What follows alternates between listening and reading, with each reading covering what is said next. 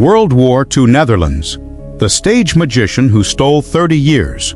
The autumn of 1945 was a strange season in the Netherlands. The country was free. The Germans had gone. The people who had survived were trying to learn what the rest of their lives were going to look like. A stage magician was about to take 30 years from one woman in Helmond, without ever knowing her name. Stay with this one. Because the worst thing the war did to her was not done in a camp or on a battlefield. It was done in a parish hall, in a single sentence, by a man with a velvet jacket and a deck of cards. The family was the Meulendijks. The husband was Sjef. The wife was Mietje. They lived in Helmond, a working town in the south of the Netherlands, near the German border. Sjef was a weaver. He worked long hours at the loom for the kind of wage that barely kept for mouths fed. They had 2 children. Annie was the older one. Mietje kept their house. The war had not made things easier. In the early years of the occupation, the Germans started conscripting Dutch workers to fill factories inside the Reich. The closer to the border a man lived, the sooner he was sent. Sjef was sent early.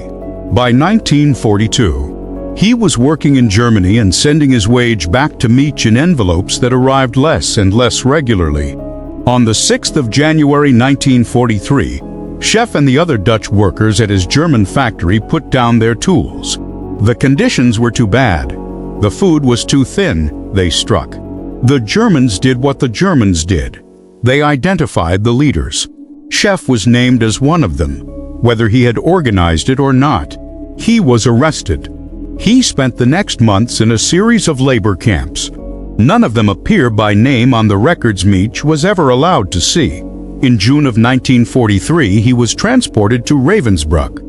That was the last definite location she had for her husband. She did not see him again. Back in Helmond, the war made it hard to be sad. There were 2 children to feed. There were ration cards to manage and air raids to survive, and a long winter of hunger known across the Netherlands as the Hunger Winter. The Hunger Winter. Mietje pushed her children through it. By the time the Allies liberated her town in late September of 1944, 6-year-old Annie was thin enough that the family doctor sent her to a foster home in Belgium for 3 months to fatten her back into a child. Annie came home. The family was almost together. Almost. Mietje did not know if Sjef was alive. The mail from the camps was gone. The Red Cross was overwhelmed with millions of names. Every day she opened her door and looked at her mailbox and saw nothing. All around her, families were learning what had happened to their husbands and sons. Some came back on hospital trains, thin enough to see through. Others came back in envelopes.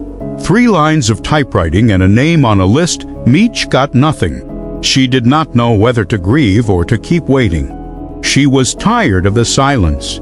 On the 23rd of October 1945, an advertisement appeared in the Helmond Courant. A stage magician named Winando, the kind of name a man invents for a poster, would be performing that evening at the WWII building in Helmond. He offered card tricks, illusions, and a special feature. The audience could ask him questions about loved ones. He would answer. His real name was Henk van Heusen. Before the war, he had been a small-time entertainer traveling the Brabant circuit. The war had taken everything from everyone. And a man who claimed to see across that distance could fill a parish hall every night of the week. Mietje went. She sat in the back. She did not raise her hand to ask a question. She did not need to. Winando, walking among the audience, looked at her, and without her saying a word, he told her that her husband was alive. He told her Sjef was in Ravensbrück. He told her Sjef would come home in the spring.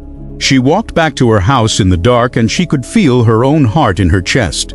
That winter, Mietje cleaned the house room by room. She washed the curtains. She polished the table. She wrote to her sister-in-law to say that Sjef was coming home, that a man had told her, that she could feel it now. The spring arrived. Mietje planted her garden the way Sjef would have liked it. She watched the road for a thin man in borrowed clothes walking back from the train station. She watched all summer. She watched all autumn. At the end of 1946, 14 months after Winando had spoken to her in the WWII's building, the Red Cross letter arrived. Mietje opened it at the kitchen table. She read the first line, "Dear Mrs. Meulendijks." Her eyes moved down the page. Her husband, Sjef Meulendijks, had died on the 1st of September 1944 in Ravensbrück. Before was over. Before Annie was sent to Belgium. Before Mietje had even known to start being afraid. He had been dead the entire time the magician was talking. Most women would have folded the letter, put it in a drawer, and grieved. Mietje could not. Winando's sentence sat inside her. He would come home in the spring. Maybe not this spring. Maybe the next one. Maybe the one after that. The magician had been so certain, his voice so easy in the parish hall.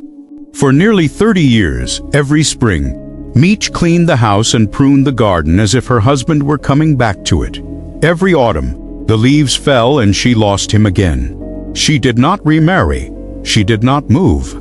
The garden grew older with her. On the 24th of October 1971, Mietje went to her daughter-in-law's house for a visit. She told her she had a feeling. Something inside her was different this week. She thought Sjef was finally coming home. The next day, the 25th of October, Mietje died in her bed. She was alone. The doctor wrote it down as natural causes. It was exactly 26 years and 2 days after Winando had stood in front of her in the WWII's building and told her that the husband she had buried in her head every season was alive. Her children grew up with their mother waiting. They are old now themselves. When the people who study the war in Brabant come to interview them, they say the same thing. They do not know whether their mother died of grief or of relief, or of finally believing the magician. What they know is what their mother could not stop asking all those years, every spring. Would no hope have been worse than false hope? That is all for this one. If Mietje Meulendijks got under your skin, hit subscribe. There is a story like hers in every house the war ever touched. Drop a comment if you have heard of a wartime con artist who deserves an episode. And share this one with someone who has ever waited for a letter that never came.